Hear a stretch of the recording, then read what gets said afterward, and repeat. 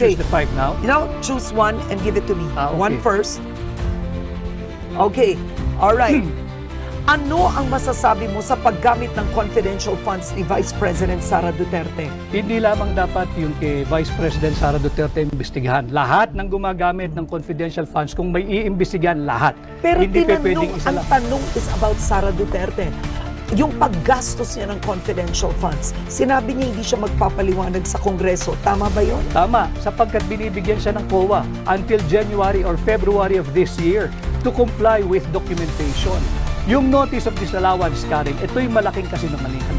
Ang notice of disallowance ay hindi kasong kriminal. Hindi yun finding of guilt. Yun ay para remedyohan mo yung mga kulang na dokumentong pinapasumiti sa'yo. At binibigyan pa siya ng January or February of this year. Therefore, the investigation conducted by the House of Representatives, if at all, premature. Huwag mong pangunahan ng COA. Constitutional duty ng COA yan. Article 9, Paragraph D, Section 3. So, Attorney, naniniwala kang walang maling paggamit si Vice President Sara Duterte sa confidential funds? Hindi pa dapat husgahan dahil meron pa siyang period to comply. So lahat ito premature. Let COA do its job. Huwag pakialaman ng Kongreso yung trabaho ng COA because it is not the core function of Congress to do the function of COA. Okay, next. Okay, next question. Pabor ka ba na gawing legal ang divorce sa Pilipinas? Hindi ako komportable diyan sa pagpapalegal ng gagawing legal ang O divorce. bakit? Ayaw mo yung salitang divorce? Sapagkat nandyan na yung annulment at yung legal separation. At sa tingin ko, sapat na yan. At again, on constitutional ground, mahirap naman basta lang tayong susuong sa divorce bill dahil malinaw na kinikilala ng ating saligang batas, Article 2, Section 12 of the Constitution. Pinapalakas kinikilala ang pagiging sagrado ng pamilya. In fact, it is treated as the basic autonomous social institution na dapat palakasin. So on constitutional ground, may reservation ako sa divorce bill. Next.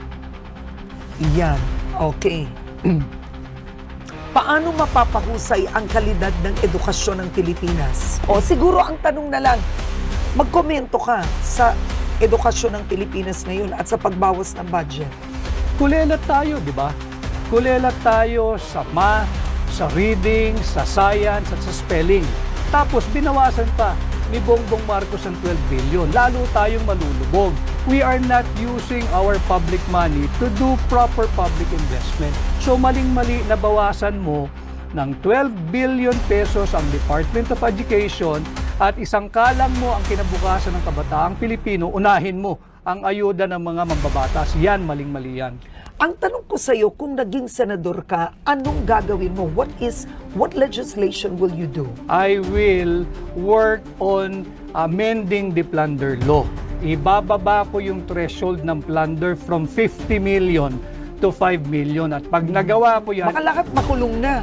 hindi lang yan, Karen. Pag nagawa ko yan, ibabalik ko ang death penalty. Yun ang kaparusahan.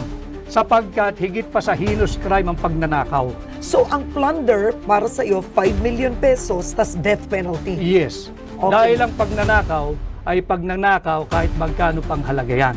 At singit ko lang, kahit sa banal na kasulatan, ang nakalagay lang doon, thou shall not steal, period. Hindi sinabing thou shall not steal ng more than 50 million. So wag nating paguluhin ang buhay natin, wag kang magnakaw, period. Dapat ba ma-impeach si Vice President Sara Duterte? Pakita muna nila yung ebidensya at hayaan natin yung mga senator judges mag-appreciate ng ebidensya kung sakasakaling tumuloy yan. Okay, last words. Bakit dapat iboto si Attorney Vic Rodriguez? Sapagkat ako'y lalaban sa korupsyon. At alam ko kung paano labanan ito, aamyendahan ko yung plunder law at pag naamyendahan ko yan, ibabalik ko ang death penalty.